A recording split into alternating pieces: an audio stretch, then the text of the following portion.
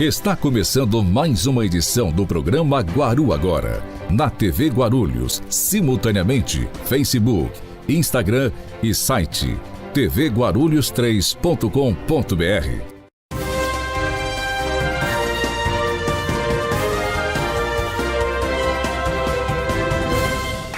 Olá, eu sou a Josi Queiroz e está começando mais um programa Guaru Agora. Se você tem criança em casa, esse programa é para você. Vamos receber hoje duas convidadas especiais, a neuropsicopedagoga Laine Queiroz e a educadora infantil Wanda Gomes, onde iremos abordar um assunto interessante que é o comportamento infantil.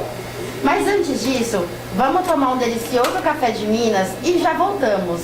Programa Guaru Agora, com você hoje e sempre. Programa Guaru Agora, líder de audiência na cidade. Com você, hoje e sempre. Vinho Guedes, o melhor vinho artesanal de Guarulhos e região. Loja 1, Haroldo Lobo, 354, Jardim Pinhal. Fone 2404-0262. Voltamos com o programa Guaru Agora. Graças a Deus, Deus nos permitiu que estivéssemos aqui novamente juntos. Estamos gravando externamente e seguindo todos os protocolos, né, de higiene contra o novo coronavírus. E agora eu vou apresentar as minhas convidadas especiais. Mas antes disso, eu quero deixar o meu agradecimento ao senhor Felipe, que é o proprietário aqui do pesqueiro Ponte Preta, onde estamos gravando novamente. Olá, Laine Queiroz, seja bem-vinda ao nosso programa. Tudo bem com você? Olá, Josi, tudo bem? É um prazer estar aqui no Guaru Agora. Quero agradecer o convite. Obrigada. De nada. Olá, Wanda Gomes, seja bem-vinda ao nosso programa. Tudo bem com você? Olá, Josi, tudo bem sim, graças a Deus. Muito obrigada pelo convite, é um prazer sempre participar do programa Guaru Agora. Laine, para que o nosso público possa te conhecer, conta um pouquinho pra gente quem é a Laine. Bom, eu sou formada na área da educação, já atuo há mais de 10 anos na rede municipal de São Paulo. Sou também formada em psicopedagogia e neuropsicopedagogia e atuo no consultório particular, realizando atendimentos, consultas, também há mais ou menos 10 anos. E você, Wanda Gomes, fala um pouquinho pra gente quem é você, para que o nosso público possa te conhecer. Ok, Josi. Sou educadora infantil, né, há 10 anos. Trabalho aqui na rede, não trabalho na rede, eu sou das parceiras da Prefeitura de Guarulhos. Amo o que faço, né? Sou formada em pedagogia e, assim, trabalhamos da melhor forma possível. Bom? Perfeito. Laine, pra gente começar, qual seria o comportamento ideal, adequado, saudável de uma criança? Nossa, excelente pergunta, Josi. Bom, é importante a gente pensar que um comportamento saudável é aquele em que a criança apresenta uma boa qualidade de sono, que ela dorme bem, não apresenta pesadelos constantes, né? É uma criança que se alimenta bem, sem seletividade alimentar, interage bem com seus pares, com seus cuidadores também. Ah, sim, Josi. A criança, quando chega na escola, é um espaço diferente, né? Então, é propiciado a ela que ela conheça os espaços e que ela interaja junto com as outras crianças. Então, na hora das brincadeiras, na hora das atividades, na hora de se alimentar, né, que é a hora das refeições, até mesmo na hora do soninho, né, porque tem crianças que elas são muito agitadas, né? E outras não, elas já são mais tranquilas. E é interessante que quanto mais ela preste atenção, que não que assim que a criança tem que ser dentro daquela caixinha, né? Assim, mas uma criança que ela se integre melhor, né? Que ela fique mais tranquila, né? Acho que seria o mais ideal para eles, até mesmo para o desenvolvimento, né? Laine, quais os tipos de comportamento que os pais devem se preocupar? É bem importante que os pais observem muito mesmo suas crianças, seus adolescentes aí em casa. E aí os comportamentos que chamam a atenção, que a gente chama aí de alertas, né? É uma criança que tem dificuldade para dormir, um adolescente, né, que tem muitos pesadelos, uma criança que tem uma seletividade para se alimentar, né, tem rotinas, né, rituais para aumento de alimentação. Também uma criança que tem dificuldade de interação com seus colegas, com seus pares, com seus pais e familiares. aquela criança que gosta do isolamento, que aparenta realmente estar mais triste, mais desconectada, né, da família. Esses são sinais bem importantes para a gente ter em vista assim, no comportamento. Ô Wanda, e no contexto escolar, né? Quais são os comportamentos atípicos? Que ela vai lá, ela pega todo o material, ela brinca, ela divide tudo, e tem aquele que não, que ele sobe em cima da mesa, ele fica embaixo da mesa, ele leva a cadeirinha para um lado, para o outro, e mexe com um, mexe com o outro, e não tem essa concentração, né? Igual a Laine falou, né? Da criança que não dorme, que não se alimenta direitinho, né? E é muito interessante que os pais, né, e os educadores, quem estejam, né, ali junto com as crianças, que tenha esse stick, né, de perceber, né, para que procure orientação, né, e eu acho que é uma forma de ajudar também ao aluno, né, entendeu? Laine, apresentando esse tipo de comportamento, o que os pais devem fazer? Bom, reconhecendo aí algum desses comportamentos, e às vezes os pais podem observar dentro de casa, e às vezes por uma rotina mais agitada, quem vai dar esse alerta é a escola. Então é importante que os pais estejam ali participando da escola, desse desenvolvimento, né, escolar das crianças. Percebendo aí alguns sintomas, alguns comportamentos atípicos, é importante que os pais busquem orientação com pediatra, com clínico geral, né, no caso de jovens, né, adolescentes aí maiores de 12 anos, ou se de repente identificou uma questão emocional, pode buscar diretamente um psicólogo, um psicopedagogo, quando for relacionado às questões de aprendizagem. Mas é sempre importante buscar um profissional especializado para realmente orientar o que fazer. Wanda, reconhecendo, né, esse comportamento atípico dessas crianças na escola, o que a escola faz? Qual que é o papel da escola? Ah, sim, Josi, bem interessante essa pergunta. Nós temos que chamar o responsável pela criança, ou o pai, ou quem cuida dela mesmo, para que termos uma conversa, né, e estarmos orientando qual tipo de profissional ele vai procurar. O pediatra mesmo, como a Laine falou, né, que eu acredito que seja o que vai dar as outras coordenadas, né? Vai estar passando com o psicólogo, com o fono, né? E com os outros profissionais que sejam da área, que seja identificado o porquê, né, daquele comportamento que a criança tem, né? Bom? Ô Laine, pensando na sua área de atuação, né, eu queria que você explicasse para o nosso público como que é feito esse primeiro atendimento, como que é feito essa terapia com essa criança, né? Explica para os pais como que é feito isso.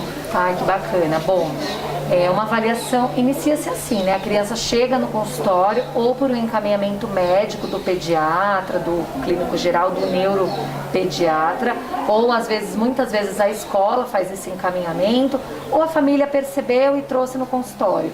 Inicialmente, a gente observa o seguinte: essa criança, ela tem um laudo de algum transtorno, alguma hipótese diagnóstica? Se ela ainda não tem, então ela inicia um processo de avaliação. Essa avaliação, ela dura em média de 8 a 10 sessões, então são aplicados testes, escalas, algumas avaliações, algumas técnicas para que a gente possa identificar o porquê desse comportamento, né? Qual é o motivo, qual é a raiz daquilo.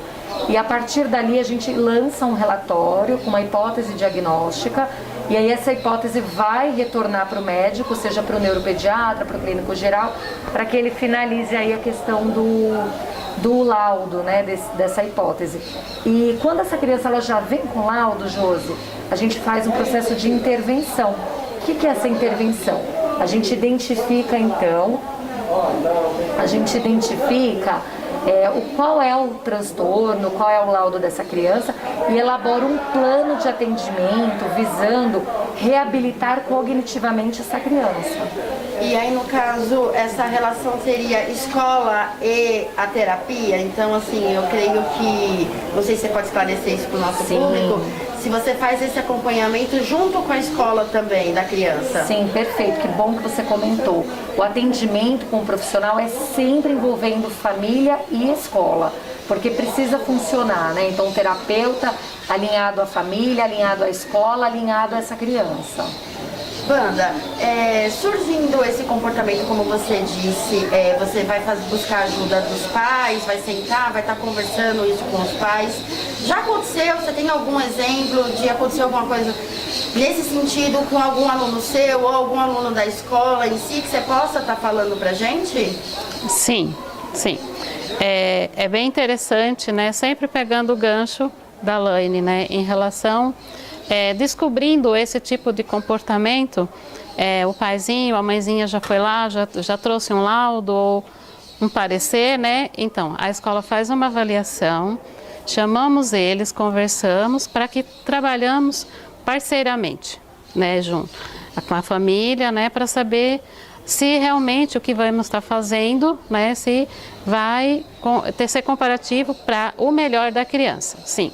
Aí sim a escola vai fazer um planejamento para que fazemos planos, fazemos as aulas para que se conecte, seja igual para que trabalhe a criança e integre ela junto com os outros, né?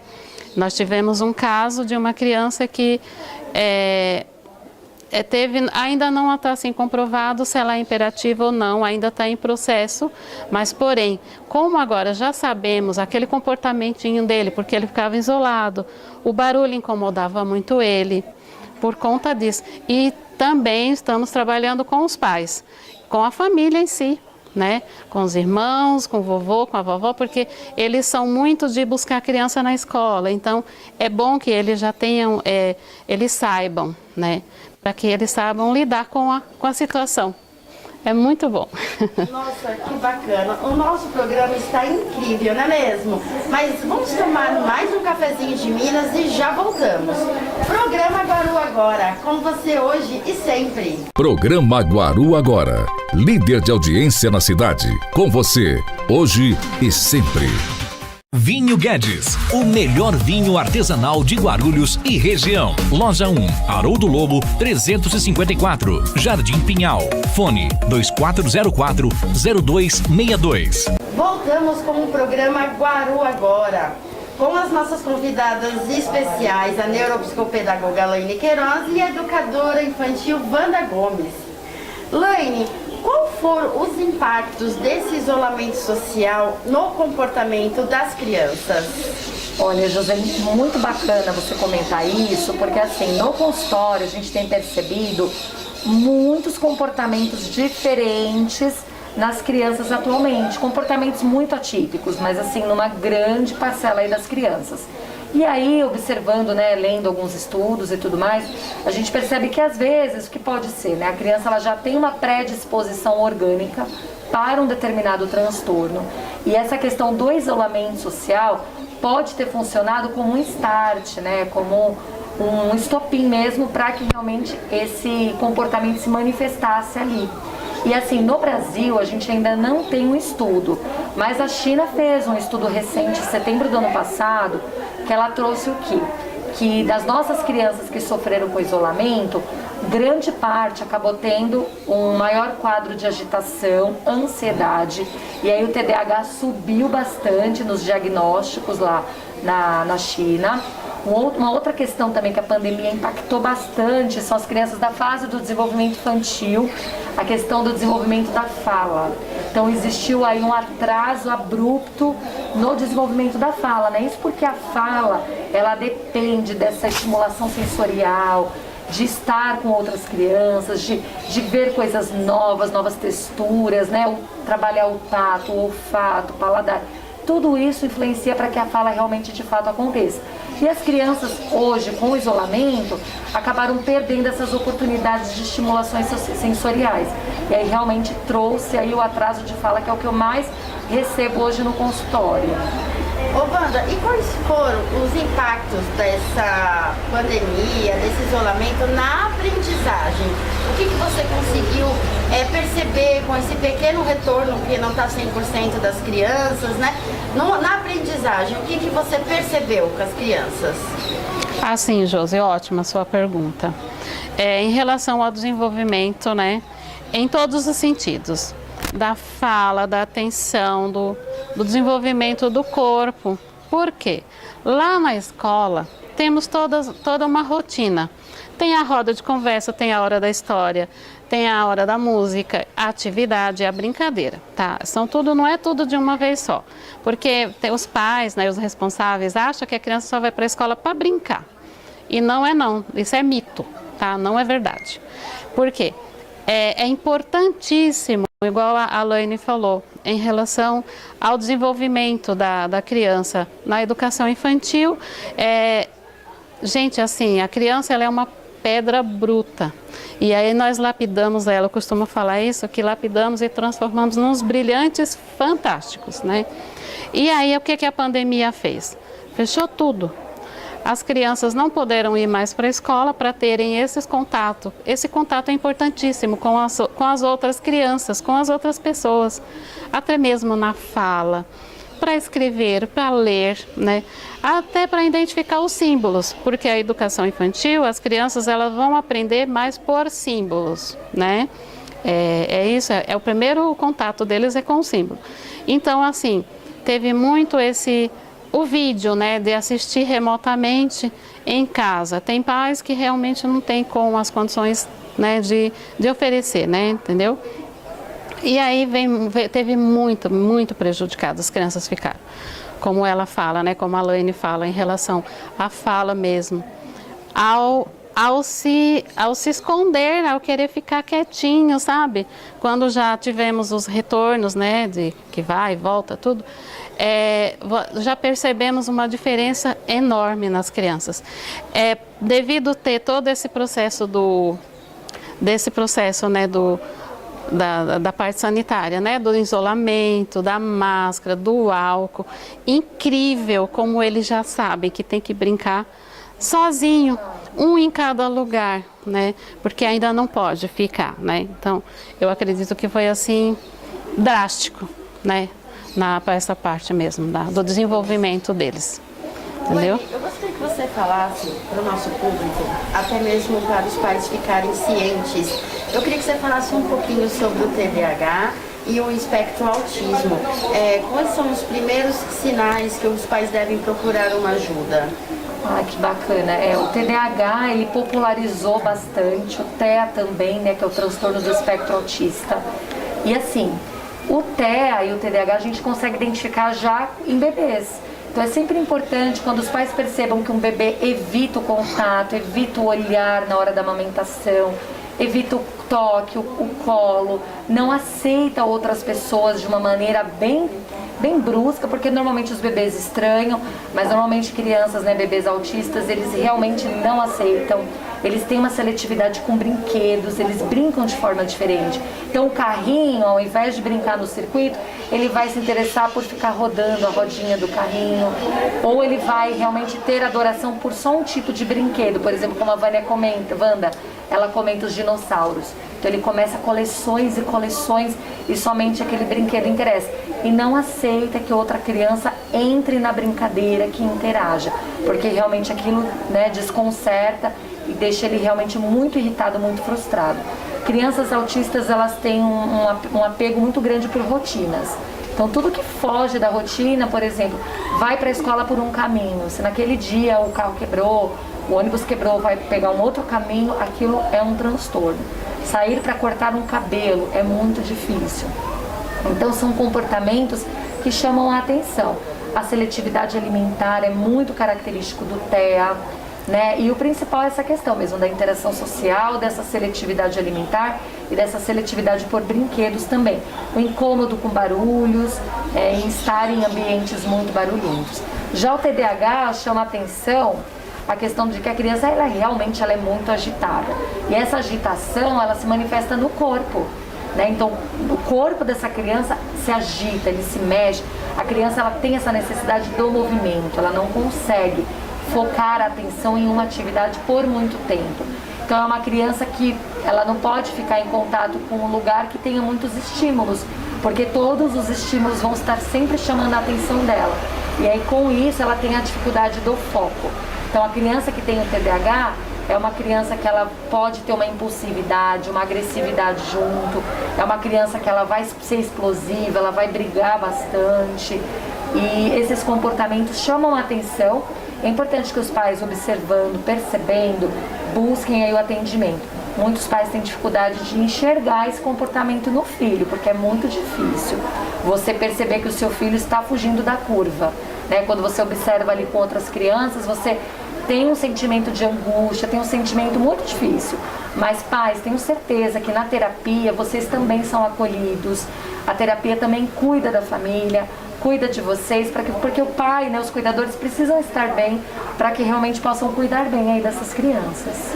Ô Wanda, e no ambiente escolar, né, quando ocorre esse primeiro diagnóstico, vamos dizer assim, vocês perceberam que a criança pode ter um comportamento diferenciado de outras crianças, né? Existe um cuidado diferenciado com essa criança, ou a criança interage na sala de aula normal com outras crianças? Eu queria que você explicasse um pouquinho pra gente. Ah, sim, Josi. Esse diferencial, ele não pode existir. Por quê? Nós temos que fazer com que ele se junte às outras crianças e que ele se desenvolva, né? Até mesmo para que as outras crianças também entendam, né? Que aceite aquela situação, né? Porque quando recebemos uma criança ou descobrimos, né, pelas vias profissionais do direitinho, então temos que fazer os nossos planejamentos para que ele seja tratado igual. Né? Ele não pode em nenhum momento ele ser diferenciado, deixar de lado. Ah, não, vou pôr o Joãozinho aqui desse lado porque ele briga, porque ele brinca, porque ele arremessa os brinquedos. Não. Nós, como educadores, nós temos esse papel, é fundamental que o profissional entenda, internalize e faça o seu trabalho com que a criança ela seja desenvolvida igual. Não pode ter diferenciação nenhuma. Um psicopedagogo, um psicólogo, muitas vezes um terapeuta ocupacional, fonoaudiólogo ali, para que realmente possa trabalhar essas dificuldades, para que essa criança possa ter autonomia na sua vida. Dependendo do transtorno, dependendo do grau, mas é aquilo que eu sempre falo, diagnóstico nenhum determina a capacidade de ninguém, porque eles são incríveis. Então, assim, quando existe um investimento, uma terapia adequada, essas crianças sim são capazes de uma inserção social, de realmente conviver normalmente com as outras, né? Vão ter as dificuldades, mas todos nós temos, né? Então, se você tem uma dificuldade de visão, você vai usar um óculos. Se você tem um probleminha para, de repente, com a sua atenção, você usa uma caderneta para anotar, para não perder os compromissos. Então, são estratégias que essas crianças também vão utilizar para tentar, da melhor maneira, se reintegrar socialmente. 100% perfeito ninguém é, por isso que a inclusão está aí, né? Quando a gente fala em inclusão, a gente fala em equidade, que é justamente fornecer ferramentas para que as pessoas possam conviver em sociedade de maneira justa, né? De maneira equitativa. E você, Wanda? Qual seria o conselho que você daria para os pais, né? Como eu disse anteriormente, às vezes os pais mesmo, eles têm esse bloqueio, né? Com medo mesmo até vamos dizer assim, do preconceito da família, o preconceito da sociedade em relação a isso. Mas eu acho muito importante eles tirarem essa venda e enxergar o problema e tentar resolver, né? E eu queria a sua opinião também para você deixar esse conselho para os pais. Muito boa a sua colocação, Josi. Como a Laine fala, e sempre pegando o gancho da inclusão, né? Aí temos que incluir a criança, a família, os pais, né? E sempre trazendo, né, para que tenha todas as melhorias possíveis, né? Para que ele se desenvolva, que ele se integre, como a Laine fala, né? Que não tem nenhum que seja 100%, mas ali os 70% que você já conseguiu para que ele aprenda. Eu gostaria de agradecer imensamente a presença de vocês. Foi um bate-papo muito esclarecedor e muito importante também. Laine, você gostaria de deixar algum agradecimento, algum contato seu, alguma rede social, para que os pais possam estar te procurando, para esclarecer alguma dúvida? Claro, Josi, foi um prazer estar aqui, né, conversando aqui com a banda, com vocês, muito bacana. Quero deixar um abraço aí para todos os meus seguidores do Instagram, do YouTube, meus colegas aí de trabalho, meus pacientes que eu amo bastante, meus alunos lá na minha escola que eu trabalho. Então eu quero deixar um beijo para todos vocês e um recadinho especial para as famílias. Nesta pandemia, cuidem, né, das crianças, brinquem com as crianças, interajam com os filhos de vocês, dialoguem, conversem, né? Por mais que seja pouco tempo, mas transformem esse tempo em um tempo de qualidade, tá bom? Então eu quero deixar um beijo. Meu canal lá no Instagram, @Laine_Queiroz, _neuropsicopede, e o canal no YouTube, Laine Queiroz, neuropsicopedagoga. Um beijo pra vocês, muito obrigada, Josi. E você, Wanda, quer deixar um recadinho, mandar um abraço pra alguém? Ah, sim, Josi. Foi um prazer imenso participar, conhecer, né, nossa pessoa incrível, a Laine, viu? Sim, mandar um abraço e um beijo para toda a nossa equipe da minha escola que eu trabalho, que são pessoas divinas, maravilhosas. Todas as pessoas que fazem parte da nossa equipe, tá? É muito, muito bom fazer parte dela, né? Sou muito, muito feliz. E mandar um beijo para todos que estão curtindo as minhas aulas, tá? Que curtam, que comentem e que... Obrigado pela audiência. Estamos todas as segundas-feiras, às 17 horas, na TV Guarulhos, no canal 3 da NET, 508 da Vivo e em todas as redes sociais.